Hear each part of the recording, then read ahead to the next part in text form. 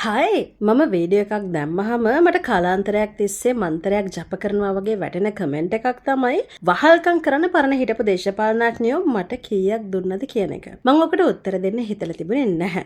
ඒත් දන්න හැම කුණුහරුපෙම කියලා මෙච්චර උනන්දුවෙන් ලේත් පොච්චගෙන මගෙන් අහනකොට මට හිතුණා මට වගකීමක් තියෙනවා කියලා. ඇයි මම මේ තරම් දරුණු විදිහට ජනතා විමුක්ති පෙරමුණට විරුද්ධ කියන එක ගැන පැහැදිලි කිරීමක් කරන්න. ඇත්තම කිව්වොත් මට නම් දේශපාලනඥයන්ගෙන් ගත්ත දේවල් වල හැටියට කවදාවත්ම වහල්කමෙන් මිදෙන්න බෑ. ඇත්තමයි මම කියන්නේ.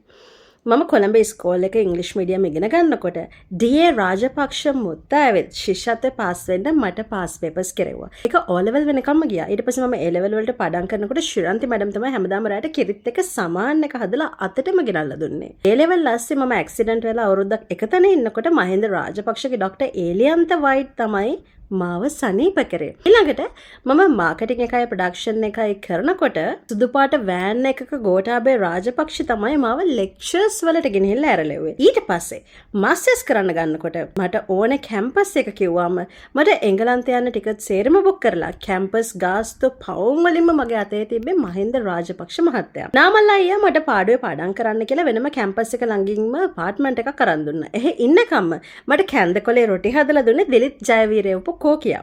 මට ෆෝසස් යන්න ඕනේ කිව්වහම යෝෂිත අයියා කිව්වේ ඔයා මොකටද නංගි ෆෝසස් යන්නේ? ඔයාව රකින්නනේ අපි ඉන්නේ කියලා. මට නේවි එකෙන් ආරක්ෂාවක් දාලා දුන්නා. ඒ විතරක් නෙවෙයි චිචි නොහොත් රෝහිත රාජපක්ෂ තමයි මට ක්ලාස් යන්න හැමදාකම පොකට් මනි දුන්නේ. කාංචන විජේසේකරයි ශයහන් සේමසිංහයි තමයි මාරුවෙන් මගේ අසයින්මන්ට්ස් ටික කරලා දුන්නේ. තීසිස් එක ලියන්න මහෙන්ද සමරසිංහව පුද්ගලික ගුවන් යානාවකින් ඇමරිකාවෙ ඉඳලා ගෙන්නවා. චන්ද්‍රිකා මැඩම් තමයි මගේ උපාධි සහතිකය එංගලන්තේ ඉඳලා අතේ අරන් ආවේ. ඔය අතරේ මගේ චැරිටි එකේ වැඩ කටයුතු වල ලියුම් කියුම් ගණන් හිලාව වැඩ සේරම රෝසි සේනානායක කරලා දෙන්න බාරගත්තා. මගේ ෆෝන්ස් ලැප්ටොප් ඔක්කොම තලතාතු කරලා අරන් දුන්නේ ඒවා. මම රත්තරන් බඩවලට ආසයි කියලා දැනගත්තාම ඕන කෙල්ලෙක් රත්තරන් බඩවලට ආසයිනේ. එහෙම දැනගත්ත ගමන් බැසෙල් අංකල් මට ස්වරෝස්කි කැටලොග් එකක් එක ඩුබායි වලින් රන් කරෝ දොසිමක් ගෙනලා දුන්න කැමති ඕනම ඩිසයින් එකකින් ඕන තරම් රත්තරන් බඩ හදාගන්න කියලා. ඒකේ පේමන්ට් එක එන්නේ උගන්ඩාවේ තැන්පත් කරලා තියෙන ඩොලර් වලින් කියලාත් කිව්වා.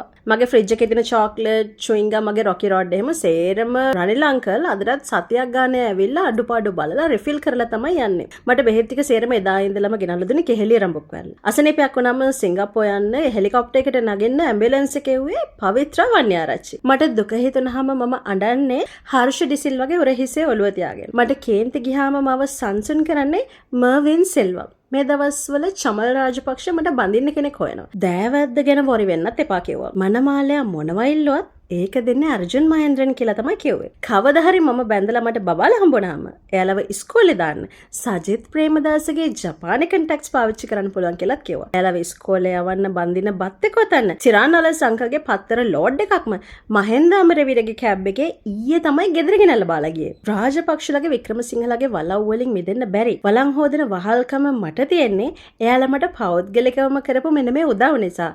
නැතුව මාලිමාව කියන්නේ සත්‍යවාදී, ප්‍රතිපත්තිගරුක, කාර්යක්ෂම, ඥානාන්විත, උගත්, බුද්ධිමත්, ඉවසිලිවන්ත, බොරු කියනවා තියා බොරුවක් කියන තැනක හුල්ලඟක්වත් වදින්නේ නැති මිනිස්සු පිරිච්ච ඒකටම ගැළපෙන ඡන්දදායකයෝ පිරිසක් විතරක්ම ඉන්න පක්ෂයක් කියලා මම නොදන්නව නෙවෙයි.